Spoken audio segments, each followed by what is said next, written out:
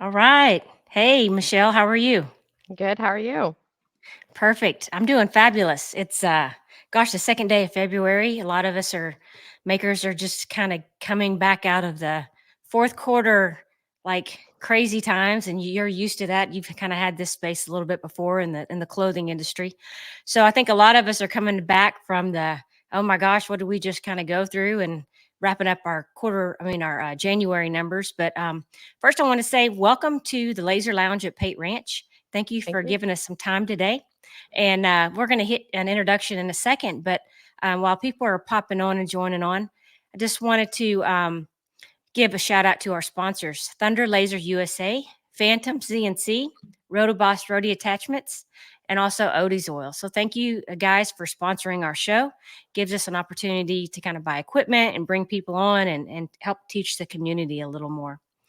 So, what I want to go over today is a topic called working with influencers. And I know, Michelle, you've got some background in that, and you're going to kind of give us your introduction here in a second. But I want to hit the key things in a bullet item that we're going to talk about today. And then I'd like you to give us an introduction of who you are and what your experience has been. So, if you're good with that approach. Yep, I'm good. Awesome. So today we're going to talk about why should someone in the makerspace work with influencers. I know not all of us do, and we're going to talk about why you want to. The second thing that you're going to hit on today is how to find the right influencer and how you need to approach them, because it may differ vary on your products, right? And then the next one will be how you actually work with that influencer and establish the ask. I know there's some things that you need to make sure you're getting out of it instead of just sending them products. So what does that look like? And then the last one you're going to talk about before we summarize it will be what to do if they don't follow through on their end of the bargain, because it should be a two-way deal. So that's what we're going to talk about today. We're going to try to keep it pretty structured, but we're going to take some questions as they come in.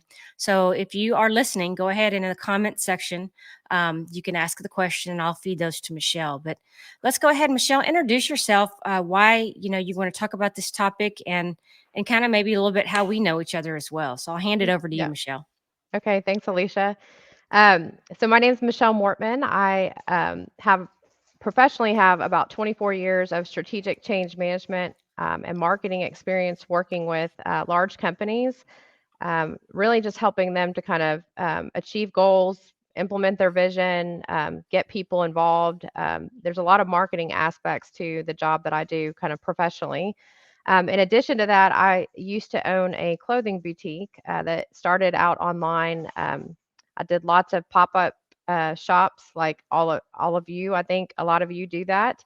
And because I was a large online platform, have quite a bit of experience leveraging influencers to increase customer base and increase sales.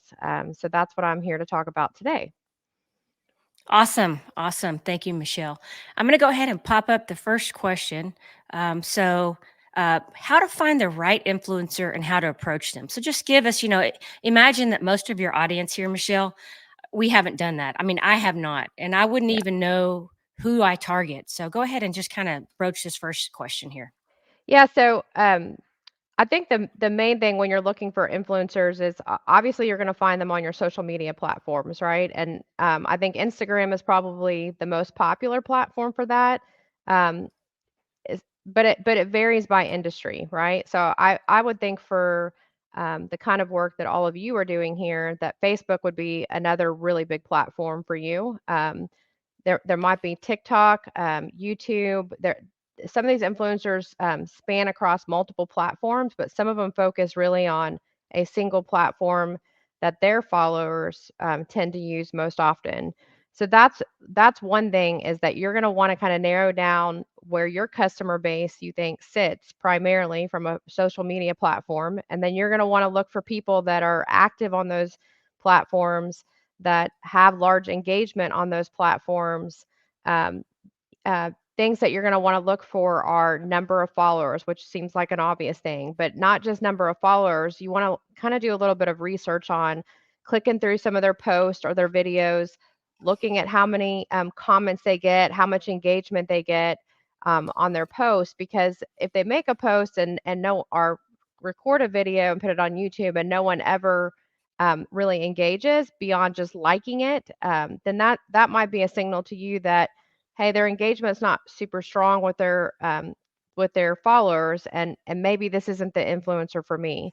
The other thing that you want to look for, when you're looking for it, is you want to look for somebody that truly is would be a customer of yours if they were buying, right? Because Hmm.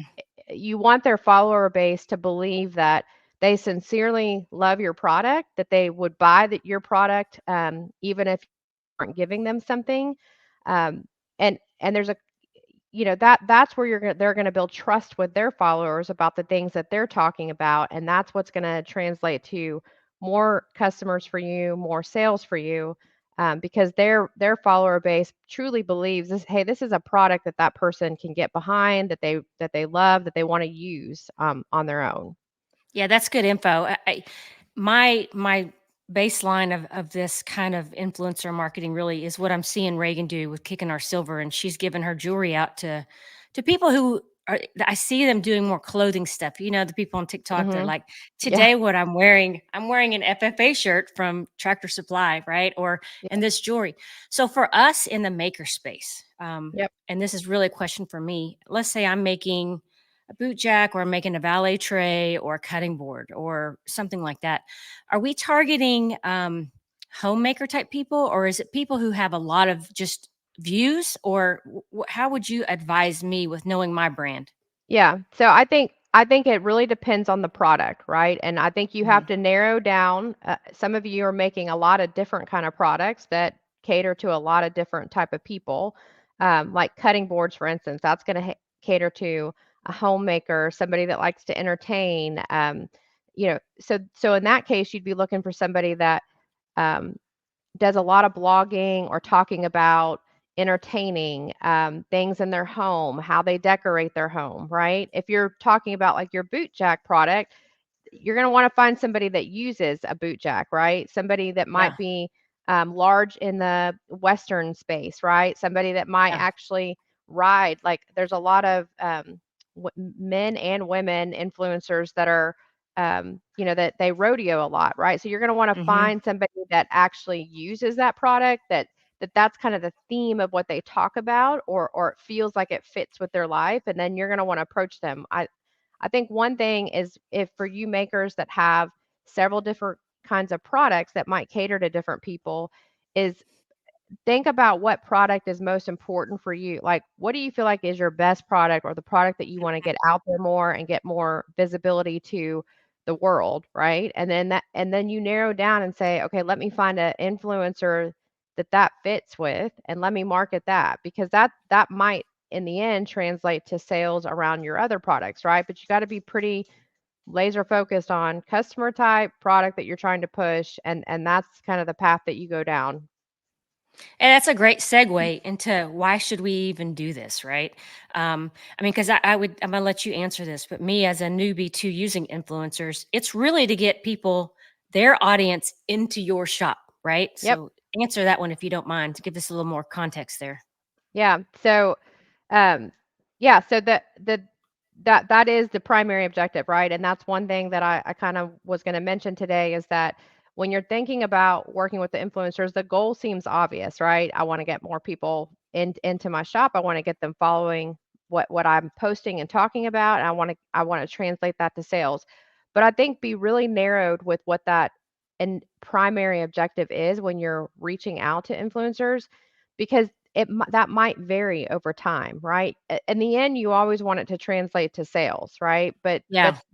as people that are starting out, may not have a lot of followers yet on their own platforms, think about, hey, maybe my first objective is, I just want to increase the number of people that are following my page and looking at the things that I'm talking about. And that down the road translates to sales for you once you build your own, kind of customer follower base.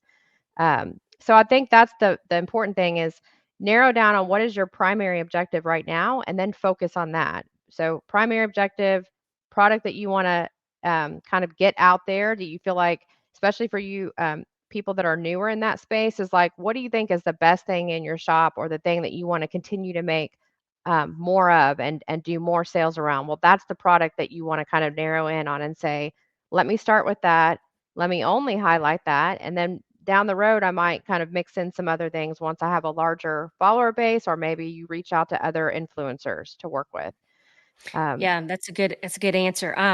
Just a general question, I see it in the clothing and the jewelry space as a big thing. I mean, I don't do a lot of TikTok and Instagram, but I do enough to see if I'm flipping through people doing that. Look what I'm wearing. And how big is influencer marketing in general? Would you say like large for certain sectors, or it's kind of like where things are going versus like what used to be TV and radio ads? Kind of yeah. what do you see there? I think it's definitely larger in the fashion and kind of retail space for sure. It's been that case for a number of years. Um, I think I think that is going to be the future for any kind of business though that wants to grow, get more presence outside of their existing community and kind of networks. Social media is really going to be the way to go, and I think to me it's if you can get really good at your influencer marketing strategy and get and find a few that are really good, that you get a lot of return on that investment that you're putting in with them. To me that almost pays off sometimes more than just doing like Facebook ads or other social media ads where you're just sort of blanketing some type of canvas of people and hoping that you get some type of click or return on kind of what you're the money that you're investing into that. So to me, this is a much more narrowed way. If you do your research, it's a much more specific way to target a community of people, right? That can then become your community of people. Um, Yeah, no, I like that. And I don't even feel like I haven't even seen anything like that on Facebook anyway. Facebook feels like that's not the channel. It's more the Instagram, TikTok, and maybe some others. Am I correct in that?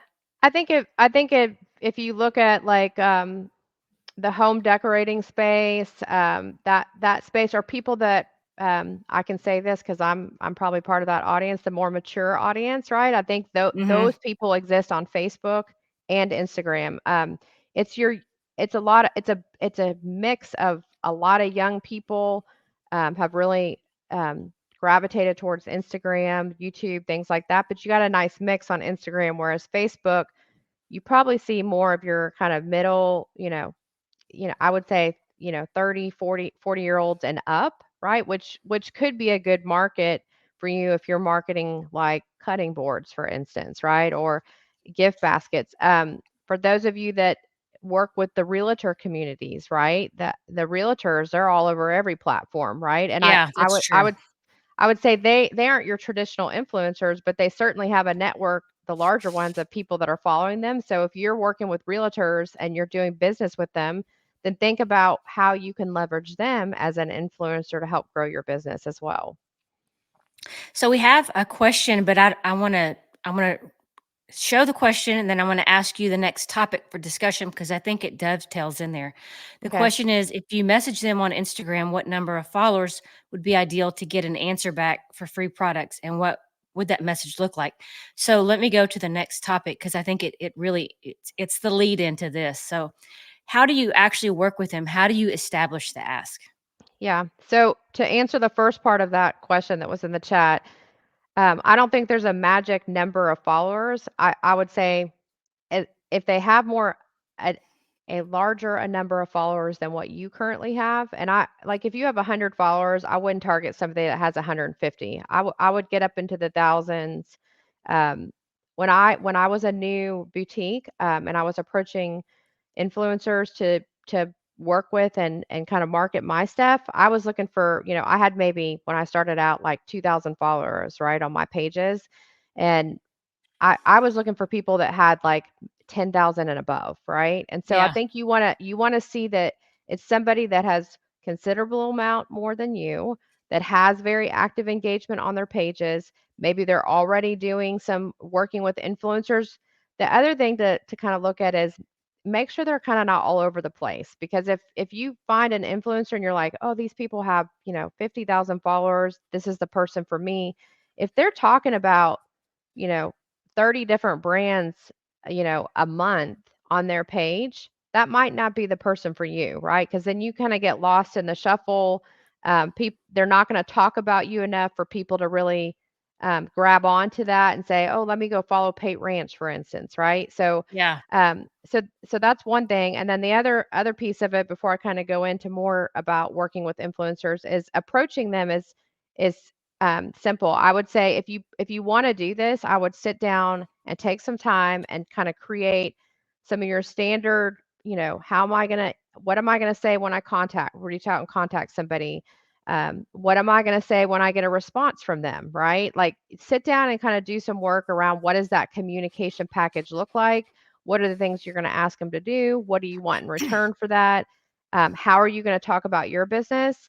But I think it's as simple as a Facebook message, a private message on their social media platform. That's how you're going to reach out to them initially. Some of them have contact information in their bios that say an email address or something like that. So you could hit them both ways, right? You could send them more detailed contact in the email and then send them a follow-up message in their social media platform to say, "I'm interested in working with you. I've sent you an email with more details in it. Look forward to hearing back from you," right? But I think that first contact needs to lay out who you are as a business, what kind of products you're making, who you cater those products to, and then create the ask, like why would you like to work with them, right? So a little bit of Yeah. complimenting them and kind of what they're doing on their own platforms, and then talk about what your ask is in that relationship. I Uh, like that answer. And as you're talking about it, I mean, first of all, I'm really a nobody, but I do have a little bit of a following in the laser space, and I have people that often send me stuff. Like I probably get something once every other week.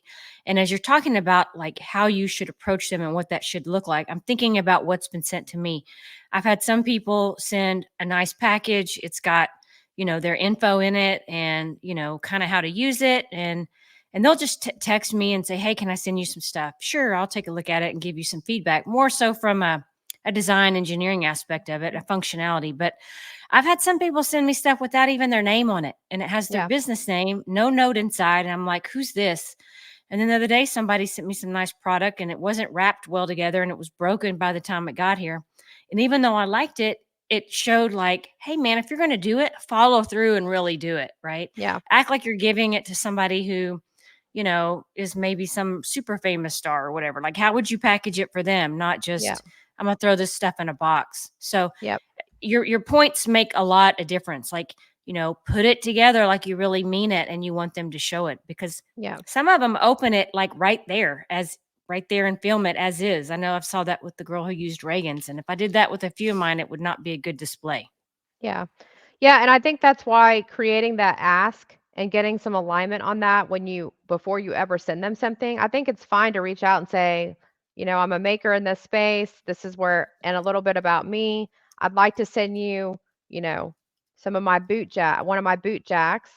Um, and here's what I'd like in exchange, like here's what I'd like in exchange for that, right?" And in a complimentary way, you can say you've got a really large amount of followers. I think this product would be great for you, but also the people that follow you. And I'd love it if when you got it, you would open it up on record that, right? Put that on your social media platform, put it on YouTube, wherever it is that they're putting stuff on. Record that opening, talk about what the product is, talk about why you love it, why you want to use it. Ask them to talk about the product and to kind of point them back to where that came from. Because I think if you send them something and they never open it, that's a miss, right? Or if you send them Yeah. something and you're not specific on the ask and then they don't do what you hoped they would do with it, then that was a little bit of time wasted on your part. So I think asking for that up front, and then when you send them the package, kind of reiterate that. Like, "Hey, I'd like you to post it. I'd like you to tag me when you're commenting on it." If they tag you, that's going to immediately push people back to your page, right? Or at least put up on their Yeah. screen, "Hey, this is from Pate Ranch. This is how you find them on social media. Go give them a follow," right? And kind of they Yeah. make an ask to their people.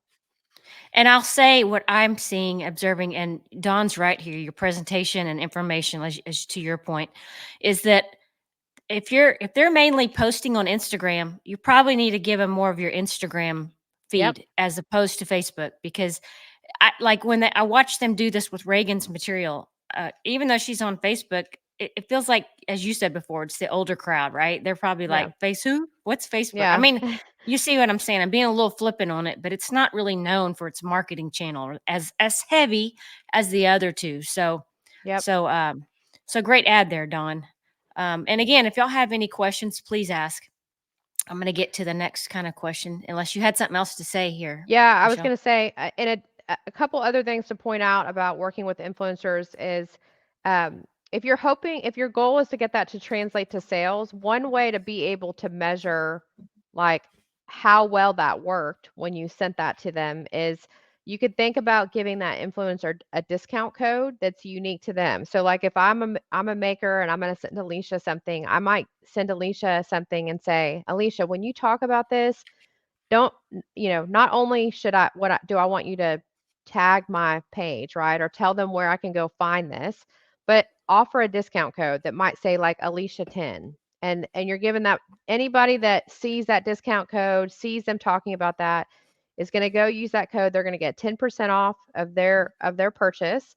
And it's going to have it's a unique code that is associated with you so that when I start seeing sales come in that have used that code, I know, okay, I got 20 sales by sending Alicia something, and this is somebody I might want to work with again, right? I So, like that.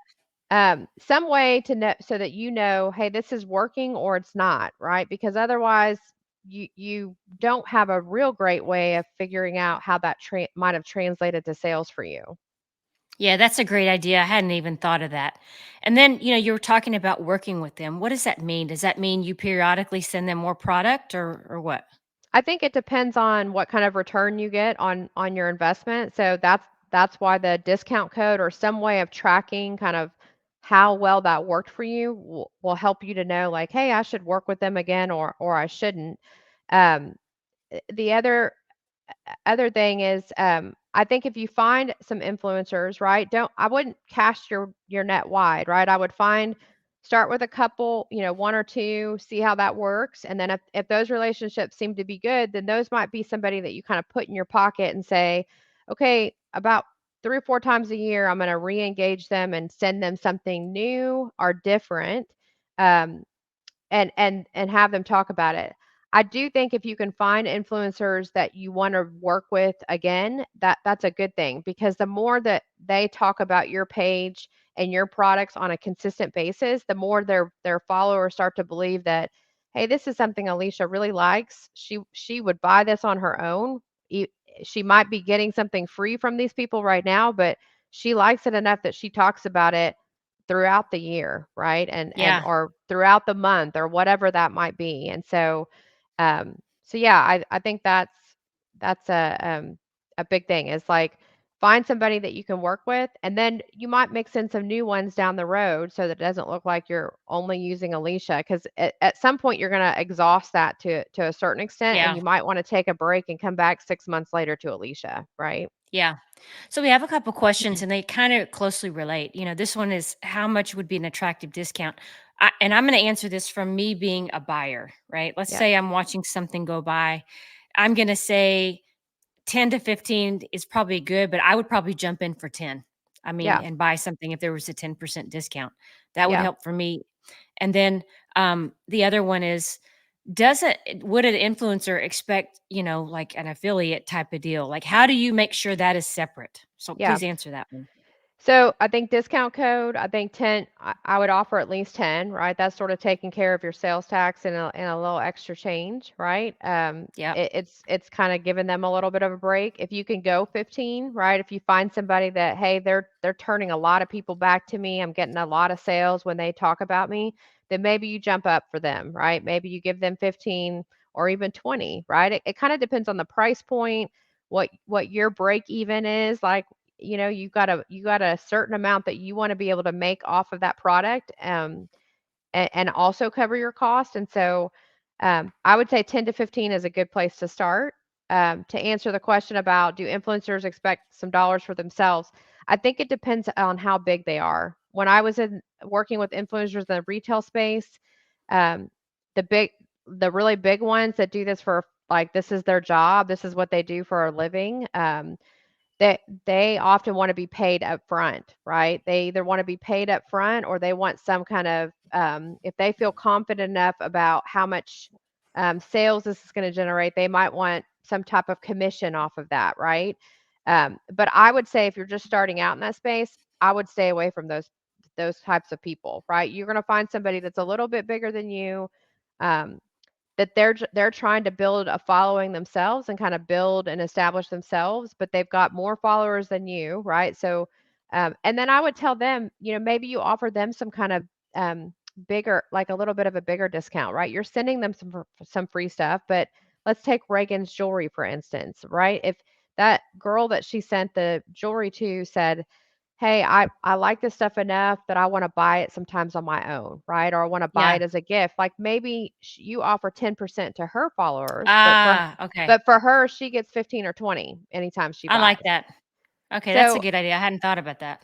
but I would, unless you're bigger and you're wanting to work with the really big guys, right? Because you're wanting to get even bigger and you've got some money to invest in that set aside in your actual marketing budget, then you might go for like a person that wants to be paid or some type of compensation. But yeah, I think initially when you're starting out, those aren't the kind of people you wanna work with because it's a little risky on your end. Is like you might feel like, "Oh, if I paid them $200 to do this for me, they've got so many followers and I'm gonna get so many sales." I can tell you, I've worked with those people. I've done the paid and non-paid influencer route when I was doing retail, and sometimes the ones that you pay a little bit of money to that have a lot of followers, that you don't see um, that much more sales than you do with other people.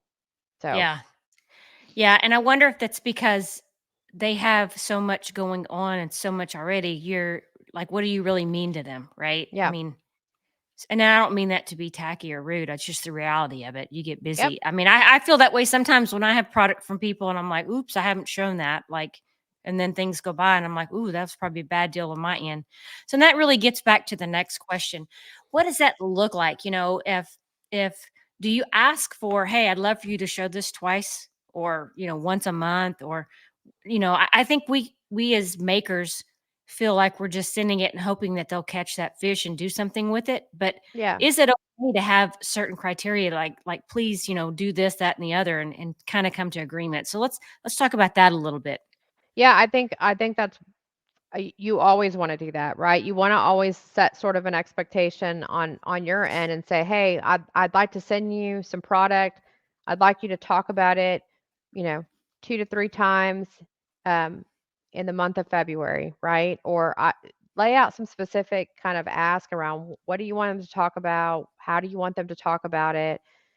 You want it to feel natural for them, right? But you also want to feel like, hey, I invested some time and a little bit of money into this, and I've gotten something in return for it.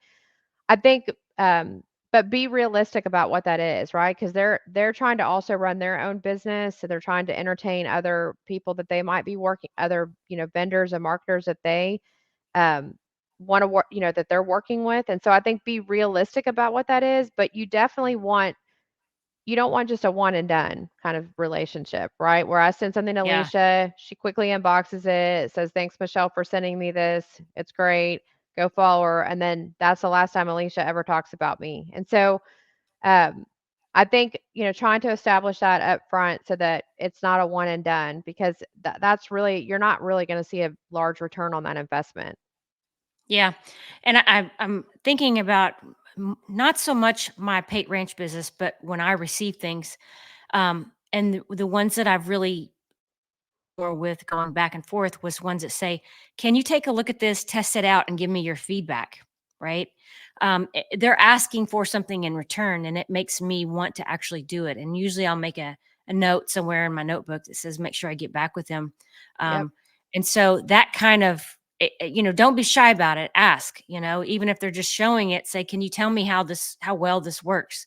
Yeah. Just this a silly example of this the makers that are here will understand is the honeycomb pins that a lot of 3D printing makers are making, and they'll send me the honeycomb pins, and hey, can you use these? Give it a try in your day to day, and give me some feedback. And I've actually the ones that I like the most, I'll show and share, and so it benefits them. But to your point, you're setting that expectation of what do you expect from me to help you with back and forth.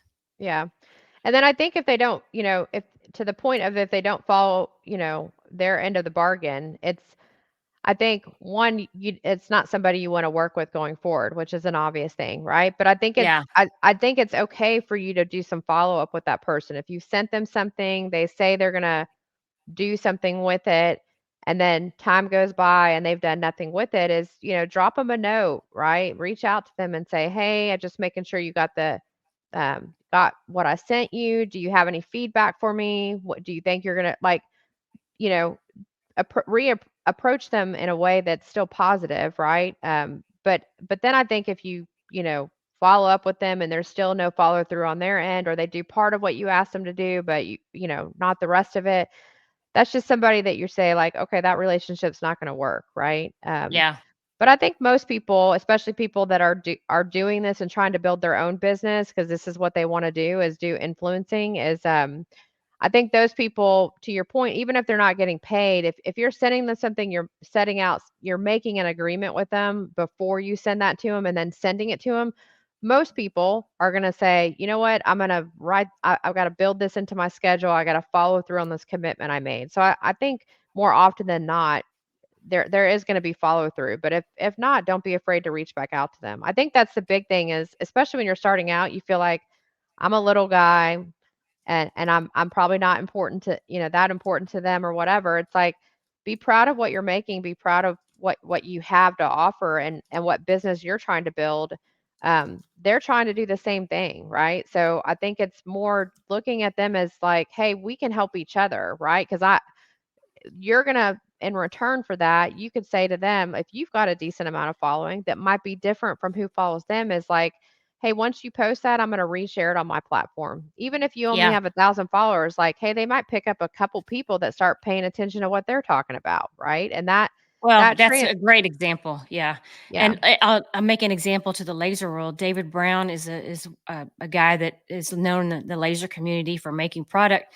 He came out with a new adhesive and sent it to many of us to test out just from feedback, and then the other day, he posted it for the first time, right? Because 'cause we've all been kinda testing it, and then I took exactly what he copied on another page and put it on mine, and I think, yep, it helped his sales. So that's exactly what you're talking about is trying to help promote them once they start, yep, showing that info.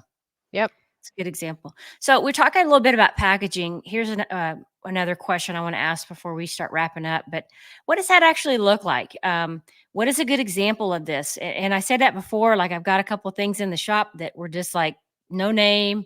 Things were broken as they received. Like what would? And I know you do a little bit more. Reagan does a little bit more when she sends stuff to people. I had a little handwritten note. So what would be a good example for us to kind of use for this? yeah. So I think, I know that the products that you guys are making in your shops, a lot of those things need to be wrapped and, with things to protect them so that they're not damaged during shipping. I would, and I think that's fine, but I would make it as pretty as you can around that, if that makes sense. And so, even if you're working with a guy, a male influencer, making things that look nice, clean, professional, that's going to be important. And you might have a layer of protection and then something that's a little nicer and cleaner underneath that. And that could be part of your ask, is, hey, I'm going to send this with, wrapped in bubble wrap, but underneath the bubble wrap, it's going to be like a nicer, cleaner packaging. If you're going to do an unboxing video, I'm asking that you take the bubble wrap off and then start to do your unboxing video with the nicer, cleaner presentation that's underneath that, right? So I think nice and clean, professional looking is important. You got to put in some marketing collateral. It's just some little like freebie things that they could take, even if it's just Yeah. business cards, right? That they could take and like give out, or a little card that might have the discount code on it that they could hand to people if they're seeing them in person. And then I Cute think, stickers. yes, anything like that. And then I think the other thing is, a handwritten note is great. I don't Yeah. care what age group you're working with, but it adds a personal touch. It tells them that hey, you as the individual person that owns this business has taken some time to write them a nice little handwritten note, and thank them for what they're doing. So I think the handwritten touch goes a long ways towards building those relationships with these people. I would agree. And when I see a handwritten note, it makes me think they slowed down and stopped and took a time to do that. And Yep. and as you were talking about it, this doesn't mean go use that janky Amazon box that you got sitting from the last. Go get a box from Uline or a box from that's like nothing on it, just so it looks presentable. Yep. And make the box look good too. Make it look like you didn't hack up another box to make a small box. Yep. It's amazing. I mean, we all get in a rush sometimes and we're getting things out, but you're really trying to put your best foot forward here, right? This is Yeah. the person that you are saying you're representing my brand right now. So make it look like they are. I Yeah. mean, I look at it as if I was sending something to Bucky's to be, evaluated if I could get in their store. That's how it should look, right? Yep. And I think packaging carries over to your business. I know it's an investment, right? To focus on packaging with every customer. I think the kinds of products that you guys are making and the people that you're making them for, I think you can pick and choose a little bit where you focus your time in and some money on packaging. But if you're going to send an influencer something and it's packaged nicely and you're asking them to unbox that, then you want to make sure that you're like customers that would be buying stuff that saw that post, right? You'll know because of the discount code if you gave them one. You want the packaging to look and feel similar to that so that it's not like, oh, well, they packaged it really pretty for that influencer, but when I got it, it was in this torn up box, not, Yeah. nothing, no, nothing inside of it, whatever. So you want to implement a little bit of that into your regular customer touch, right? That you're doing with customers so that everybody starts to feel like, oh, this was a personal touch. The person took some time, some care in packaging this. They wrote me a little note. It can be short, right? It doesn't take that much time. But I think there's a balance that you can find, especially as a new business owner trying to manage costs and things like that. There's a balance you can find on how much you invest in that, but you're consistent with your customers. Yes, yes. That's a great point. And most of you saw this week, it was actually yesterday, I showed some of the new tissue paper that I got in that had my branding on it. And it really wasn't that expensive. I think I got 3,000 sheets for like $200. And Yeah. it'll go a far way, right? You can use it sparingly and or as much as you want. But to your point, you want people to resonate products with your brand. And so how are they going to see that? Well, they need to see the actual symbol or whatever it is and let it stick Yep. with them. Yep. So we're going to be wrapping up here shortly, but I want to kind of summarize the things that we talked about today. We talked about why work with influencers, like that's a huge part of marketing now, and it's where the movement kind of has gone and is going, and it's probably time for us in the maker space to utilize it a little more. So not only from our own end products for our businesses, but also many in the maker space are making jigs or in pieces for other makers to use, right? So people send me stuff, other people send stuff. So that's, one reason to use it. So that was one topic of why working with them. We also talked about finding the right influencers and how to approach them. The third thing we talked about today was how to actually work with them and establish the ask. What does that look like? How to hit them up, right? And then what do they need to do on their end to follow up with their end of the bargain? And then finally, we talked about packaging. What should it look like whenever you send it? So those are the main things we talked about today. But Michelle, I'd like you to kind of just summarize kind of the content here that we've talked about, and so that we can close this out. Okay. Yeah, I mean, just to kind of summarize some of the key points is, go find influencers that would be true customers of your product or your brand, right? That you want it to feel authentic, sincere, something that their followers believe. Don't be afraid to reach out and ask very specifically for things out of that relationship. Otherwise, it's time and money that you've invested in that, um, that you don't get any return on it, and so why do it, right? And I think the discount code is another big thing that I learned pretty quickly is you got to have a way to measure kind of what return you got out of that. And the discount code is the easiest thing. It doesn't cost you a lot, but it helps you to kind of track what kind of return you're getting on that relationship.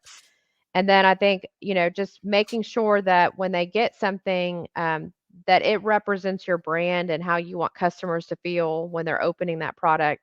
Um, a lot of buying, no matter what they're buying, right? Clothing, cutting boards, no matter what anyone's buying, a lot of buying it stems from emotion. And so if they Hmm. have a good emotional response to receiving the package, opening the package, how things are presented, and then they love the product, then you're sort of kind of creating this environment where people want to kind of do more business with you in the future.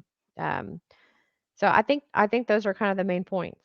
Yeah, thank you, Michelle. And I think I'm going to have you back. I think another topic that you and I have talked a lot about is going to market, right? So, what does it look like if Pate Ranch went to the Dallas market whenever the home sales people are coming through? What does that Yep. experience look like?